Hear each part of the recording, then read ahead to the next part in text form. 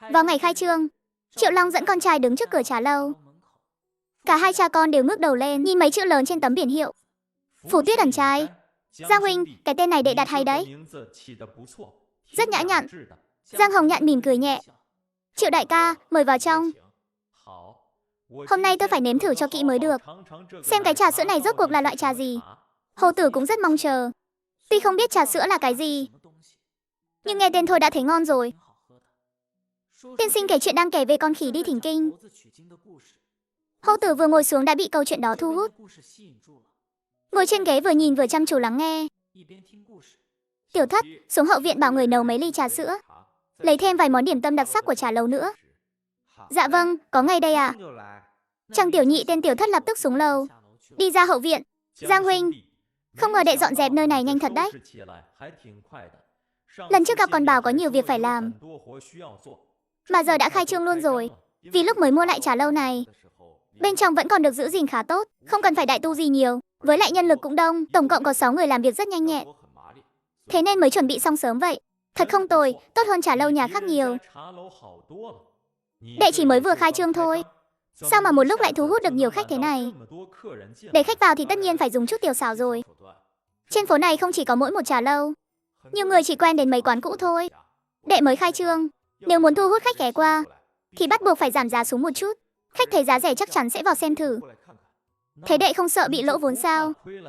Chỉ là tạm thời thôi, mấy ngày đầu khai trương thì làm vậy, sau này sẽ từ từ khôi phục lại giá bình thường. Triệu Long đã hiểu ra, thế thì tốt quá rồi. Chỉ cần trà ở đây ngon, tôi tin chắc những vị khách đó sẽ quay lại thôi. Vừa dứt lời, Tiểu Thất bưng một chiếc khay đi tới. Người còn chưa đến bên bàn, Triệu Long đã ngửi thấy mùi thơm. Đây là hương trà. Tiểu Thất đặt 3 ly trà sữa lên bàn, còn đặt thêm một chiếc bánh bít sơ đã được cắt sẵn rồi, được bày biện trong đĩa. Khách quan mời dùng thong thả. Triệu Long nhìn ly trà sữa trong tay. Đây là lần đầu tiên thấy trà có màu này. Giang huynh, đây chính là trà sữa sao? Đúng vậy, Triệu đại ca có thể nếm thử. Trên bàn này là bánh nướng ngàn lớp, vị cũng rất ngon. Triệu Long hít một hơi thật sâu. Cái bánh lớn này thơm thật đấy. Tôi chưa từng thấy ai làm bánh kiểu này bao giờ. Trông cũng khá đẹp mắt. Hầu tử vốn đang nghe kể chuyện, ngửi thấy mùi thơm liền lập tức quay đầu lại. Sau khi thấy đồ ăn trên bàn, liền đưa tay lấy một miếng pít sau bỏ vào miệng. Triệu Long cũng lấy một miếng cắn gần như mất một nửa. Sau khi nếm được vị, hai mắt đột nhiên trợn tròn. Giang huynh, cái bánh này ngon quá đi mất. Huynh thích là tốt rồi, trà sữa cũng rất ổn. Huynh nếm thử xem, ngon lắm đấy. Trà này uống ngon thật. Gần đây chúng ta không bận lắm phải không? Giang Hồng Nhạn tùy tiện hỏi một câu. Vẻ mặt Triệu Long nghiêm nghị hơn đôi chút. Giang huynh, nha môn gần đây có lẽ sắp có biến rồi. Sao thế? Từ Chi Hiến bị nghi ngờ cấu kết với phỉ khấu, hiện tại đã bị quản thúc rồi. Tôi đoán là sắp đổi người rồi. Cấu kết với phỉ khấu sao? Đúng vậy, có người tận mắt thấy hắn tiếp xúc với một gã đàn ông có vết sẹo trên mặt, mà tên đó chính là người của Hắc Hùng trại. Hắc Hùng trại này tụ tập rất nhiều phỉ khấu, thường xuyên cướp bóc tiền của người qua đường, nhưng lại chẳng có ai quản lý.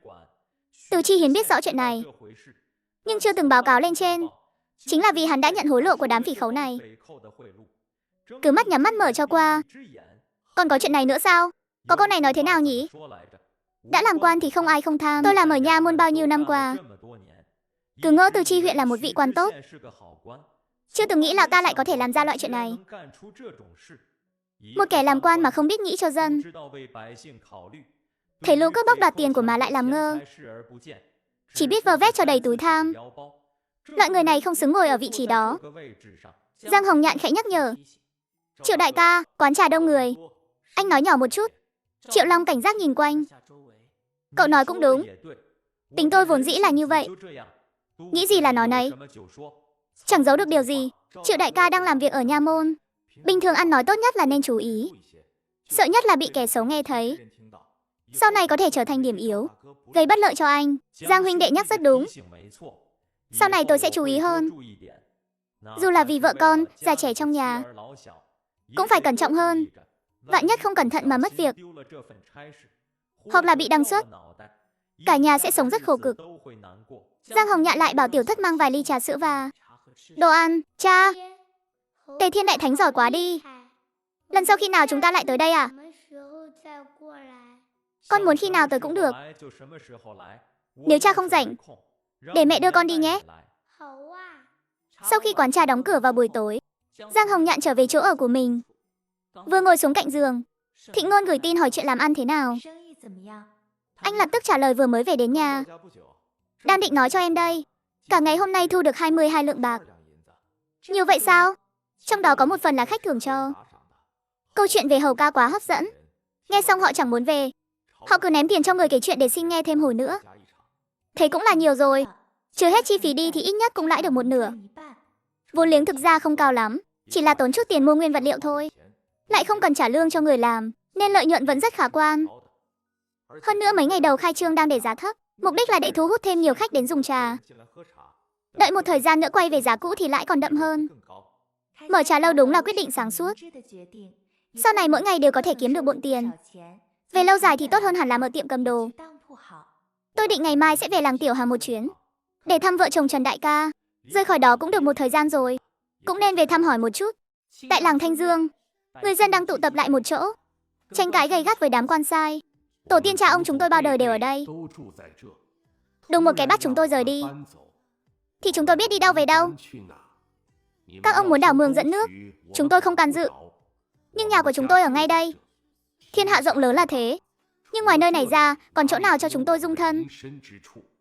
Đúng thế, dù là lệnh của quan phủ, thì cũng không thể mặc kệ chuyện năng suất của dân chúng tôi chứ. Muốn dỡ nhà của chúng tôi, đào đất của chúng tôi tuyệt đối không đồng ý. Đám quan sai đứng phía trước cũng rất tức giận.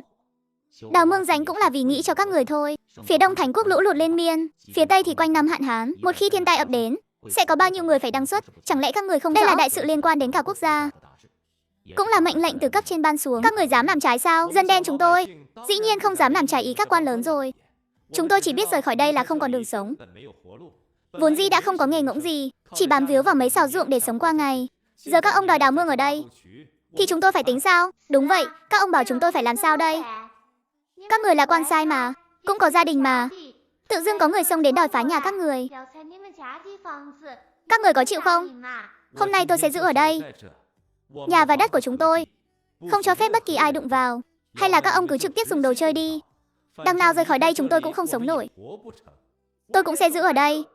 Các người đều là quan sai mang theo đồ chơi, chúng tôi phản kháng không lại. Muốn tiễn thì cứ tiễn, đằng nào mất đất rồi, cũng chẳng mấy mà hẹo vì đói. Cứ mở miệng là vì bá tánh chúng tôi.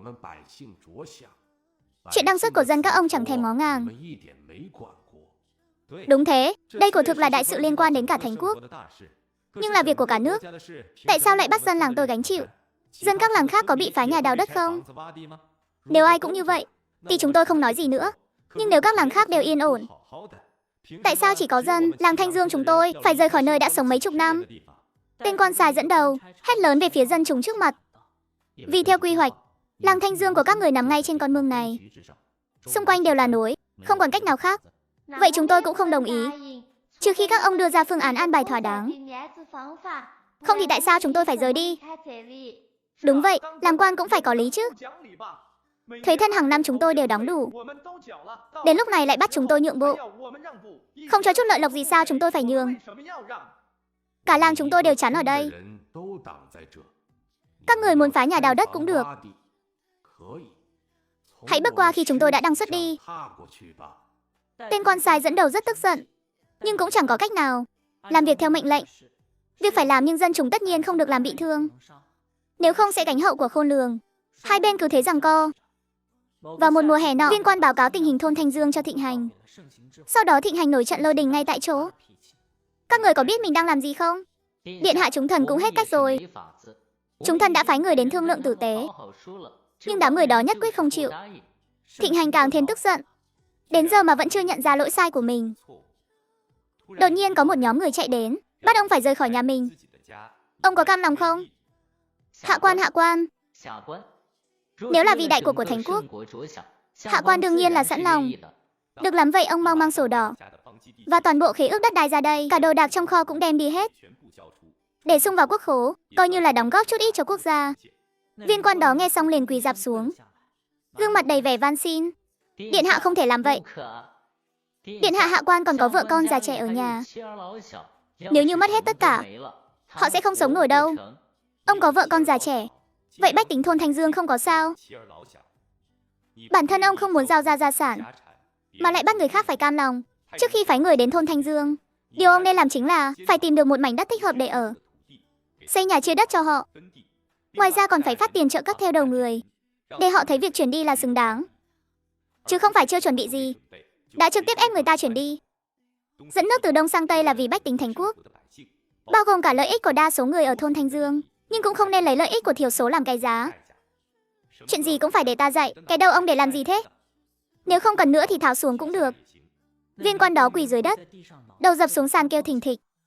Điện hạ xin tha mạng, điện hạ xin tha mạng, hạ quan nhất định sẽ xử lý việc này.